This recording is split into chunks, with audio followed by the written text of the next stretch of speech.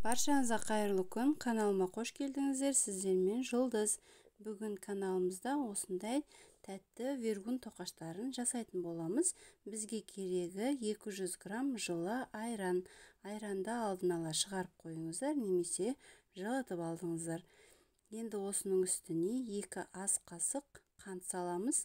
Тәттілігін өздеріңіз тәтті жақсы көретіндер көптеп қоссаңыздар болады. Осының үстіне дәміне қарай тұз саламыз. Мен жарты қасыққа толтырмай тұз салдым. Және жарты қасық ас содасын салып, бір жұмыртқаны салып, жақсылап араластырамыз. Қант, тұзы барлығы жақсылап еруі керек.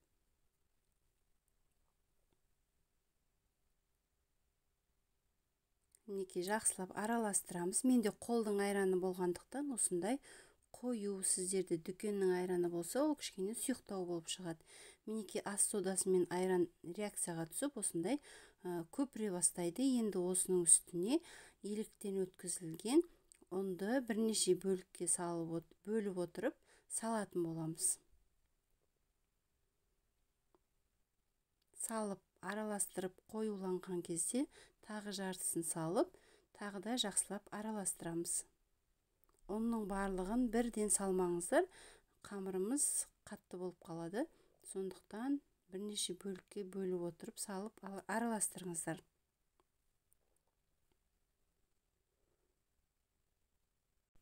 Менде айран қолдың айраны болғандықтан ол қоюлау болды. Сондықтан ұн менде 300-350 грамм ғана кетті. Егерде сізде дүкеннен алған айран болса, ол сұйықтау болғандықтан өзіне көп ұнды қажет етеді. Сондықтан осылай ұнды аз-аздан салып отырып елеңіздер, қолға жабыспайтын жұмсақ қамыр болып шығу керек.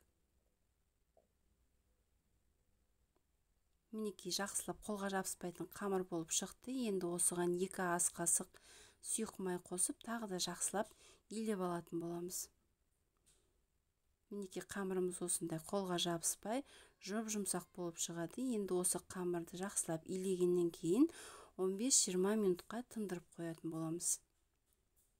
15-20 минуттан кейін қамырымызды алып, дастарханға аз ғана ұн сеуіп, жақсылап қатты жұқа етпей, 1 сантиметр болатындай етіп, қалың қылып жайып алатын боламыз.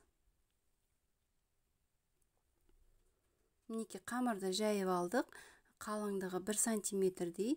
Енді осыны дәл бауырсаққа кескендей етіп, ромбик қылып кесетін боламыз. Және осы кесілген тоқаштардың ортасын тесетін боламыз.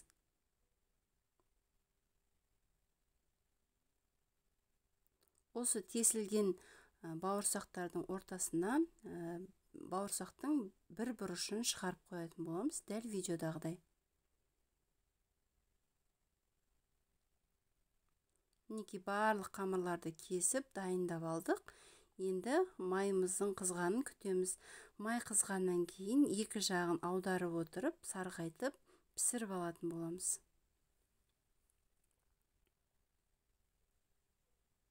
Өте тез әрі аз уақытта жасалынатын тәтті тоқаштар. Мінекей қызарып піскеннен кейін қағаз сүлгіге майын сорғытып алсаңыздар болады. Барлық тоқаштарымызды осылай пісіріп шығамыз.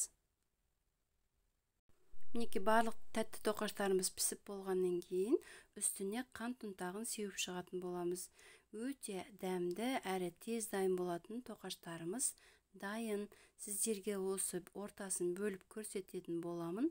Толығымен піседі ортасы, піспейді деп қорықпаңыздар. Және үлпілдек осындай жұмсақ болып шығады. Сіздер де осылай жасап көріңіздер. Барлықтарыңызға ұнайды деген сенімдемін. Сіздермен болған Жұлдыз. Сау болыңыздар.